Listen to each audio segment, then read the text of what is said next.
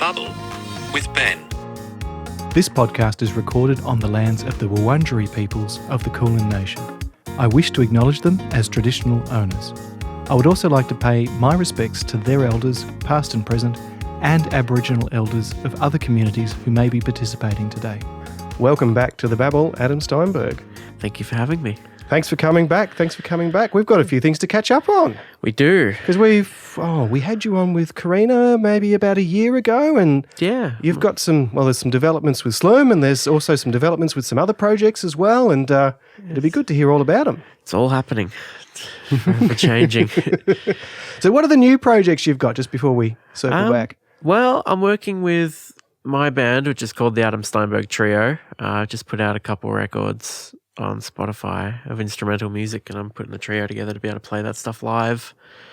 It's proving to be a challenge as a three-piece because I like to overdub stuff when we're recording, and trying to play all these guitar parts at once is a bit tricky, but it's actually coming together really well. I'm starting to become quite confident how it's sounding. Fantastic. So you recorded it by yourself, is that Yep. correct? Yeah. So you played, I assume that was drums, guitar, and... Yeah, played everything, did a lot of like programming with drum samples and stuff, and got all that sort of thing happening. But the whole thing was done just me in our garage studio. Moved everything into the garage now, and it's all like a proper setup, and just go out there and record till 2, 3 in the morning and see how it turned out.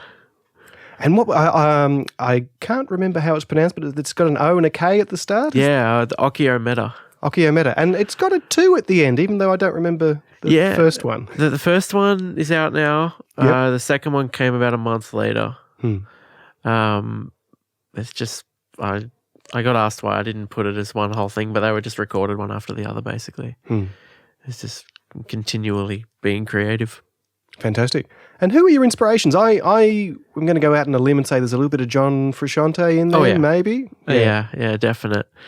Lots of Frusciante in that. The first record is a lot of like Steve Vai as well. Yeah, wow. That's sort of wanting to be a little bit over the top, I guess. No pun intended. Basically, but with Slurm, I had this ideology of not wanting to overplay. Like live, I would be a bit flashy and do a bunch of stuff, but in the studio, I wanted to be very melodic and for the sake of writing memorable things. And with this, I kind of went back to what I was listening to when I was at like 16 and 17 and trying to kind of rediscover myself a little bit, and just decided to go all out. And, you know, if I want to do a big guitar solo for 5 minutes, I'll do a big guitar solo. Well, you are the benevolent dictator of the project, aren't you? Yeah. It is the Adam Steinberg Trio, currently consisting of Adam Steinberg, and Adam Steinberg. Yeah. Now, you are getting some live players on, because I believe July 6th. Yep, You've July got 6th. the debut gig. No, we're the trio? doing... The trio are debuting at God's Band Room on the 30th of June. Aha, well, that's next... Oh, it'll be just about when this podcast come out, yeah. For about 6 days or something, yeah. It's scary. And then July 6th, which is the big one, supporting Envelope at Bergie's Altar. Yeah. I believe I'm playing as the Brushtails there as well. Yeah. So, I'm be excited for that one. I'm very excited for that. I'm looking forward to playing with everyone again. It's been a while. Who have you got on the team when you play live? I'm very privileged. I've got Jack Manick on bass, who helped produce a lot of the Slurm stuff, and he's the bass player in Primal. Just one of, just an insane musician in every aspect. And I've got Angus Wang on drums, who was in Slurm's live band. Very lucky to have him come back and work with me. I feel very lucky. I'm working with people that I really, really admire. Absolutely, yeah. No, you've picked, I think, the perfect players for the project. Yeah, it seems to be pretty good. And have you got any more studio stuff coming out, or are you going to focus on live for a little bit? We're going to do these shows. I think I'm going to be working on a third. I think I'm going to do Okio Meta 3 and then leave those 3 and, kind of, it'll probably be a trilogy, but I haven't started on anything yet. Where does the name Okio Meta come from? It came from, I didn't have a name for any of the EPs, and I was really I really wanted to come up with a cool name of some kind, and I was focusing on it too much. And I went to Coles near my house, and there's a Tokyo Metro sushi restaurant, and a bunch of the letters had fallen off, and it said Okio Meta, and it just made me laugh. And I was like, oh, well, let's not focus on it too much. Let's just call it that. It's kind of funny. It's always tricky to come up with the names for an instrumental track, isn't it? It's just bizarre. I'm trying to like, 'cause there's no set like storyline or lyrics or anything for it. And in Slurm, Karina would name all that stuff. So I never had to focus. I would send her an instrumental track that would have like a funny name, just kind of like, try this or some kind of, and she would name it and come up. So having to name these songs was a little bit difficult. No, I found the same thing with when I do instrumental electronic music. It's like, oh God, it's sort of like a feeling, but you don't want to call it like Sadness 2 or or Loneliness number. Cold, rainy day. Yes, .wav, yeah. So some of them came pretty easy. Like Peach Snaps from Okio Meta 1, that came because I was writing it and my dad, it was really cold, and he brought me out a little thing of Peach Snaps. So he's kind of like, here, this will warm you up. So I was like, oh, it was handed to me. But others were much harder to come up with. You could have a Jaeger Bomb Movement 3. Yeah. Yeah. And how's the guitar collection going? The guitar collection was very popular. Yeah. When we talked about it last time. It's thinned out considerably. I've only got 6 or so now, which is still quite a lot. 6 or 7, but they're all ones that I need, and kind of I don't have a huge collection now. I got a couple things that I've really always wanted, and that's kind of kept dream me. guitars. Yeah. What's in the dream guitar list? I've got a 1968 Hagstrom 2, which is the Hagstrom 2, and the Hagstrom 2N is what Pat Smear would play in the Germs and in Nirvana and in the Foo Fighters, and he's probably my favorite guitar player of all time. So I always just really wanted one of those. And they're really, really thin and have really skinny necks, so it's just easy to play. And I found one on eBay and was like, sold. Yep. I'll take it. So I managed to get a hold of that. I got a Les Paul Jr. that's pretty cool. I got a couple of good Strats. I got my Jazzmaster that I had tattooed. Oh, yeah. Yep. The one that got broken. Was that the pink one, or was that? Yeah. Is that now out of commission? Is that gone, or? No, it's fully repaired now. Yeah. I think last time we were doing this, I think it was in the process of getting repaired, but now it's okay now. Oh, good. So, that's a relief. Yeah. Thank God. And how are you going for studio gear? Like you were using Logic, I think, for your projects previously. Is that still going on? Yeah, basically everything that we did with Slurm and with LMZR and all that stuff was in my bedroom for a long time. And that's changed because my girlfriend's moved in. And it's kind of like I would want to record at 3 a.m, and she would just be like, are you kidding? Like, she's in bed. So what we ended up doing was moving it all out to our garage and arranging a space out there. So now we've got the desk and the monitors and a Mac and Logic Pro, and we have a Steinberg interface because we think that's hilarious. Of course, yeah. And we get some drums out there and just like 1 or 2 mics, and it's not particularly fancy, but it works. That actually sounds like a really good home setup. In fact. Yeah, it's quite good. It's set up now. When it was in the bedroom, we'd really have to plug everything in and get it all set up. But now in the garage, it's just ready to go. You just go in and flick a switch, and when the inspiration hits, boom. Pretty much, yeah. And especially if you are a bit of a night owl as well, and I know that more, on more than one occasion, I've been lying in bed trying to get to sleep, and then all of a sudden a riff or a melody or a lyric will come out, and I'm like, oh, I can either go to sleep and lose it forever, or I can commit to sunrise and just get it done, and then it'll be there. So my brother and I very much like that. A lot of the new LMZR album is Michael being at 4 a.m, like, I want to go and write now. It's like, okay, off you go. It's like rain. When it's not there, it's almost impossible to manifest. But when it's there, you've really just got to get the bucket out. You just got to do it, yeah. And you can live off that bucket for a while. Yeah, absolutely. I noticed that with the Okio Meta stuff. It kind of just started with 1 or 2, and then it just kept going, and ended up being 2 EPs because I just couldn't stop myself. And it was like 2 a.m. out there with the guitars, and yeah. Do you find it's a bit of a slog once the inspiration has worn off? Because you are self-producing these EPs, right? Yeah. Is Jack helping at all with the production, or are you doing it all yourself? No, though these two are completely me. I just kind of went back to, I really just wanted to make music for myself Yeah, kind of yeah, wanted yeah. to be really selfish with it and just kind of go back and be like, this is the stuff I wanted to listen to when I was a teenager. So I just produced it all myself and mixed it all myself and online mastering. Yeah, stuff like online that. mastering, yeah. Just completely on all that stuff from the garage to Spotify. Yeah, fantastic. And how are you finding your mixing skills coming along? Because it's a very different skill set to playing guitar. It gets better every time I do it. I find it started, I was really, even when I was like 17 and in a band, I did an EP with that band and then I decided I wanted to mix it myself, and listening back to that, it's like, oh my God. But it gets better every time I do it. I spend a lot of time with these 2 EPs, very like doing little minute things. Oh, really? Yeah. Like that guitar could be a little bit louder there, or maybe that synthesizer could come up in that headphone. And it was just very, it was tedious, but I was very pleased with how that record came out. I really wanted to make something I could throw down and be like, this is me. Yep, there it is. This is what I could do. Yeah. And I'm quite happy with it. The mixing gets better every time. I'm mixing the LMZR record as we speak, basically, and that's a challenge because we're a lot noisier. Yeah. And it's very abrasive and there's a lot of drum machines, so that's kind of harder to get into a mix. And then if I mix something down, Michael's like, that's too harsh, and oh, it's not harsh enough, or you know what I mean? So it's kind of like trying to sort that out. Where do you find your expression changes with LMZR as compared to your own trio? Well, my trio is completely me just making music for myself and really just being self-indulgent and being like, I want to write a 7-minute track that's in 5/4 because I can. LMZR, it's a band, but it's very much Michael's brain.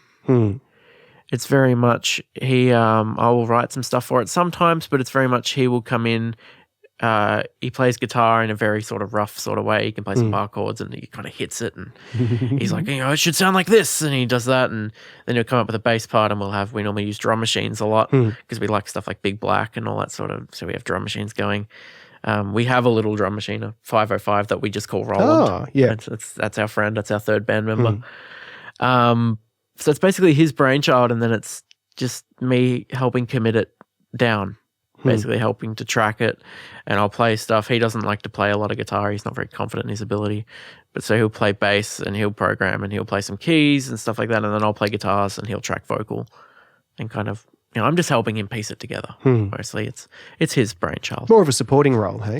Yeah, for sure. Sometimes there's some real freedom in that too, actually, like when you can palm off the creative decisions to someone else and it's like, yeah, cool. Well, it's a lot of fun. I go in there and just really wreak havoc. Like a lot of those songs we were just kind of talking about the idea of doing shows and what would happen if we did a show. And I looked at all these songs and there's like, well, that song's, every guitar string's tuned to D, and that one's, like open C, and it's just like, oh my God. So it'd be, I go in there and just wreak havoc with pedals and tunings and leave. You'd have to have like a container full of guitars like Sonic Youth Yeah, used pretty to. much. Yeah. It was really like Sonic Youth, and I'd have to have like giant pedal board, and it's too much. There is always, I think, that compromise when you move from the studio to the live setting, and it's like, there is that saying, kill your darlings, right? And it's like, which darling do I have to kill from the studio to the live one? And then there's the reverse as well. Like I know that in the past I've been really hesitant to make studio recordings that I couldn't replicate live because I'm like, I don't want to disappoint the crowd, when they go and hear this, but I think as I get on, I reconcile that there will always be a difference, right? Unless you're, a crowded house or something where you can have, in-ears for every performer with a backing track that sounds exactly like the CD, right? But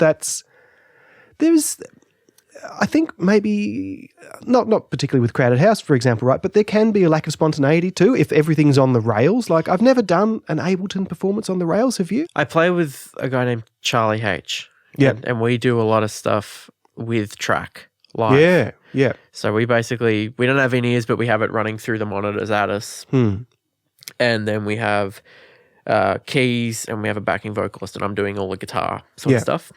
The drums are on the backing track? Or it's all like the drums and the bass and the synths, or some of the synths are all on the track. And that's quite tricky to pull off. But we also have sections that are just like extended and jammed out, and Yeah, cool. purely we try to keep a sense of spontaneity to it, and we try to change the set around and try to keep it fresh, because there are a lot of bands like U2 and all that sort of stuff that really just have like the show, and they're just like, you know, they're kind of like, yeah, we'll just great, you know, here's the track, here's the show, here's the screens, same thing every night, and I just hate that. I really hate that. I love U2, full disclaimer. I love bands that do that, but I would get bored doing that. I saw the Chili Peppers earlier this year, right? And as far as I can tell, they weren't using a backing track. I don't think they do. I'm pretty sure Chad is I don't think he's anti-click, but I think live, I don't think they're using click. I found it so refreshing. I mean, they've got like a 6 foot tall bloody projection screen, which was amazing, right? And I can see how they would have been.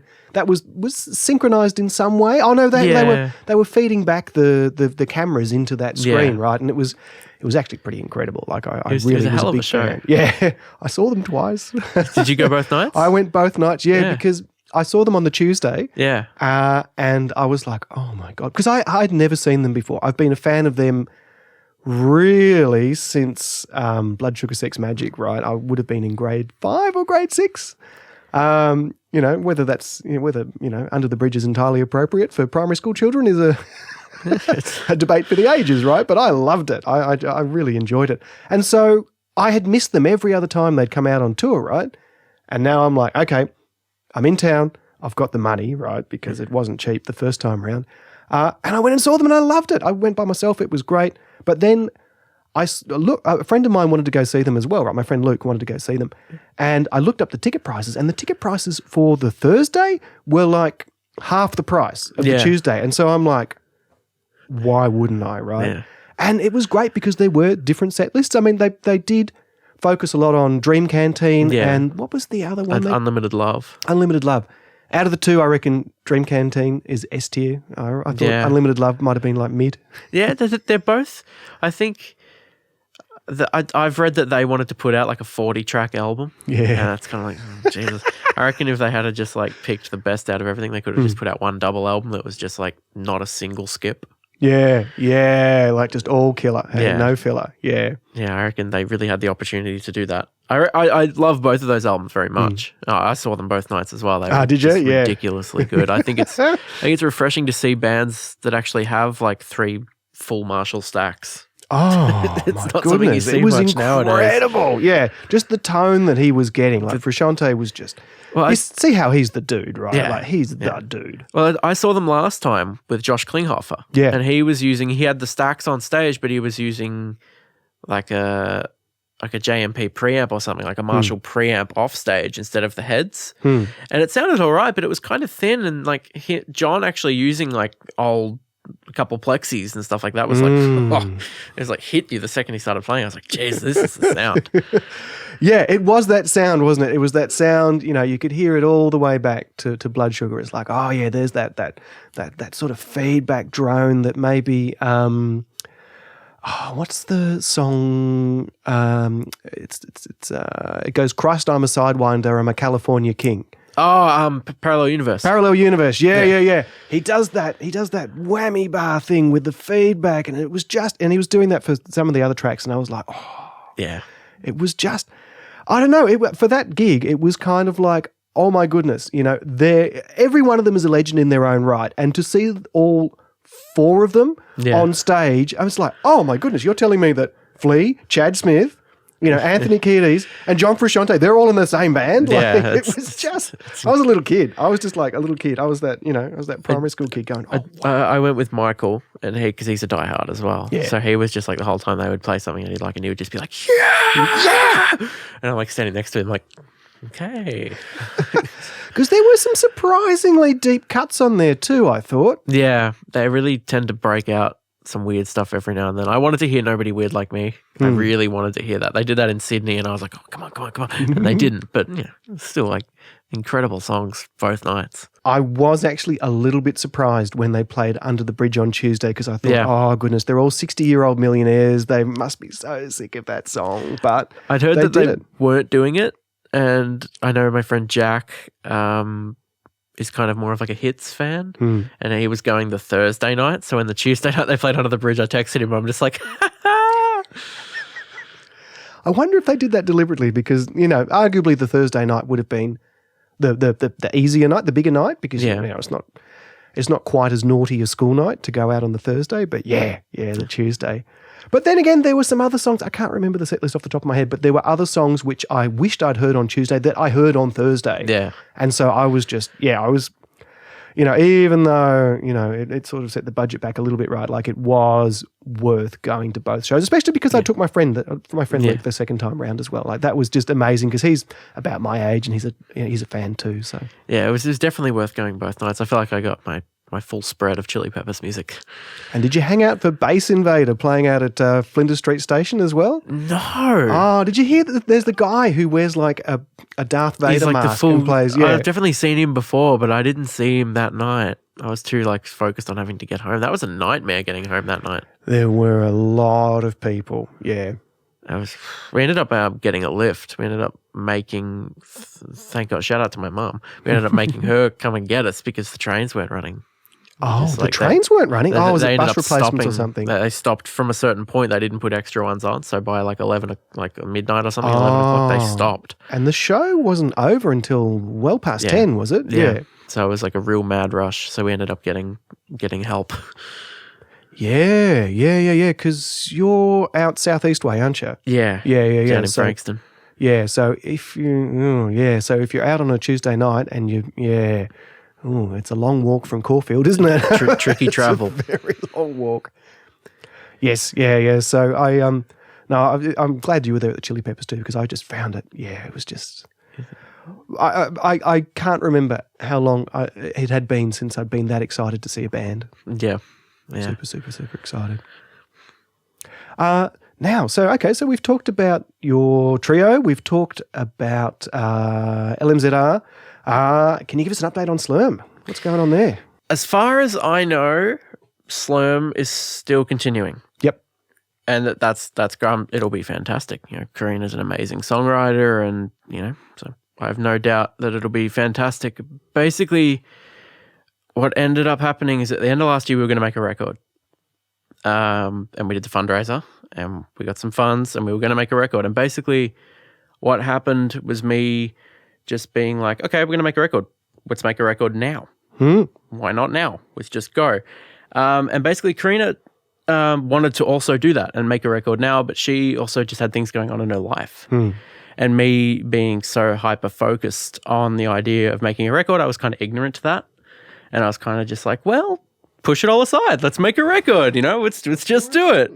And I kind of have a habit of doing that and getting really hyper-focused and kind of being ignorant of people's feelings and people's day-to-day lives because I kind of, music is everything. And obviously music is everything to her as well. And she was equally dedicated to the project. There was never any doubt about that, but I was just pushing so hard at the wrong time that it was just, it started to kind of create a bit of a rift between the two of us. And we kind of just weren't talking that much. It kind of gotten a bit frayed, a little bit weird. And we hit a point where there was some stuff with some other friends and just some stuff that wasn't involved with the band really, but I kind of had tried to reach out to her to talk to her about it and forgotten that she actually wasn't around. And I was kind of just feeling like our connection had kind of frayed a little bit and my reaction in that situation was I'm going to leave the band. So I left. So that's how my connection with Slurm ended, which, is not how I would have liked it to have ended, but, a lot of that is my fault. So, it's kind of, it's part of moving forward, as my friend says, it's about growth. So you kind of, got to realize this stuff and realize your mistakes and realize your part in it, which my part in it, and move forward from it.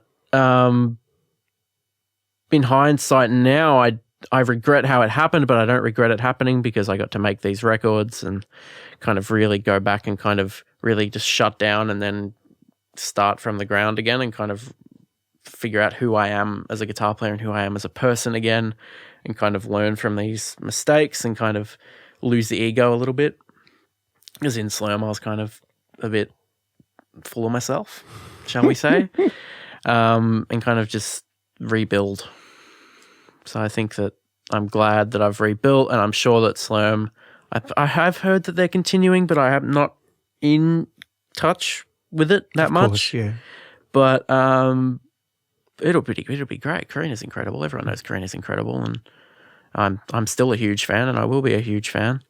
It just didn't end the way it should have. But yeah, no, it'll be great. I'm sure it'll be great. Those creative endeavors, they're a real pressure cooker, though, aren't they? Yeah, because it's so. I mean, I really resonate with your idea of keeping things moving, right? Because maybe it's a projection on myself, but I have dozens, heaps of unfinished demos that haunt me on my computer, right? And I'm like, I better go back and do that. And I'm always so afraid that the creative projects that I'm in will stall like that. And especially if you've invested a ton of time and effort, right? Like you would hardly be the first band to have gone into a studio, spent hours on a recording, spent hours on a mix, right? And then for the project to be abandoned and to never come out right. And it's terrifying because you feel like you feel like a failure, right? I really was like, for like a month or so, I was really depressed about it. Because we had an EP of songs that were incredible. And we were like, we'd cut it down. I think we were going to do 3 singles instead of an EP. But we had like 6 or 7 songs that was like, you know, Karina's lyrics were ridiculously good, and her, like the emotion, some of it was really personal stuff, and we'd worked a ton on it. We had like horn sections and all this stuff, and it was like, oh, this is going to be ridiculous. And then it stopped. So I was like, oh my God, what am I going to do? Well, it's probably no coincidence because you had all that pressure now. Like you had all those people involved. You had, you know, all these things that were in the can, right, ready to go. And I guess, yeah, that can be intimidating, can't it? Because, you know, you've got people expecting to hear something. You've got probably a little bit of cash invested in it as well at that point. And then and then it's like there's so much more on the table. And I don't know whether, I mean, I'm going to bring it back to the Chili Peppers for a little bit, right? I don't know, have you ever seen the videos? There was a documentary on John Frusciante. I know exactly what you're talking about. Fell out of the Chili Peppers, right? And he's very skinny. He's very messed up. He, I believe, was hooked on heroin and cocaine. Yeah. And you can see, I mean, that is your experience perhaps like written on a much, much bigger scale, right? Because he would have had the world attention on him. And then all of a sudden it's like, we've got this pressure to do, you know, a follow-up. We've got, you know, however much money riding on it. We've got all these people riding on it. And then all of a sudden it's like, no, I'm not built for this. I can't handle this right now. He was a kid too. Yeah. He was like 22 years old and then like a millionaire and one of the biggest bands in the world. This is kind of like, Slurm in my mind could have, like, we were the biggest band in the world in my mind. You know what I mean? Like, cause we were good live, and I kind of was very confident in our ability. But obviously, you know, we weren't millionaires, and we didn't, you know, we had a little bit of a fan base starting, which was wonderful to see. Yeah, me included. But yeah, it just ended in a poor way. Yeah, and it kind of, I guess that happens, but it's just a bummer. Oh, absolutely. I mean, if I was to put like the positive dad spin on it, maybe it's good that you've learnt this lesson this early when there's not, you know, when there's not, however, you know, like a record contract and, you know, like a European tour going on. It's like, I'm very glad that I got through the growing pains now. Yeah. It was a bad way to go about it, but I'm quite, pleased that I'm on the other side, and I'm kind of more comfortable in myself. Yes, failure is a good teacher, I'll tell you that much, right? Like, you know, like not so much failure in like a negative way, right? But I think I think your story with this band is something that a lot of people would resonate with because it is hard to reconcile those expectations. I think it's hard for a lot of people to admit. Can I swear on this? You sure can. You sure fucking can. I think it's hard to admit for people that they fucked up. Yeah. I think it's hard to admit when you're hardest. At fault. Yeah. And I'm not like 100% this is all me and my fault, but a lot of it is. Like, you know, in the terms of the quitting and how I did it and stuff, that was my fault. Mm-hmm. I think, you know, this time last year I never would have sat and fully admitted fault to any of that stuff, and I feel like doing all this has really helped me kind of go, yeah, well, that was a shitty thing to do, and it was not a good way to go about it. But I can admit that. That's how it is. It's my mistake. Sorry. It's a powerful lesson to learn, definitely. For sure. Yeah, there are plenty of people, myself included, that can struggle to admit, when they were at fault, when they fucked up, right? It's a good thing. Mm. Fantastic. Well, look, I'm very, very, very, very appreciative of your time, and I'm glad that you were able to share your experiences with us. And I guess we should mention. So we already have mentioned the show on July 6th. July 6th. Yep. Better make sure I'm Thursday, July the 6th. Bergie Zeltzer, Brosh Tales, and my band are opening for Envelope, so you better be there. It's free entry. And is there anything else that you'd like to sort of promote? Have you saying that there's a third Occhio Meta coming out, and there should be a third Occhio Meta coming out at some point, and the LMZR record will be out in the next couple months. Fantastic. We're mixing it now. Very good. How do people find you on the intertubes? What's the best way? Adam Steinberg Music Oz is my Facebook tag. It's just Adam Steinberg Music, but that's like the username, Adam Steinberg Music Oz. Adam Steinberg Occhio Meta on Spotify. Occhio Meta 1 and 2 are on Spotify now. I think that's it. That's pretty much it. Very good. Too easy. Yeah. Thanks for coming on. Thanks for having me.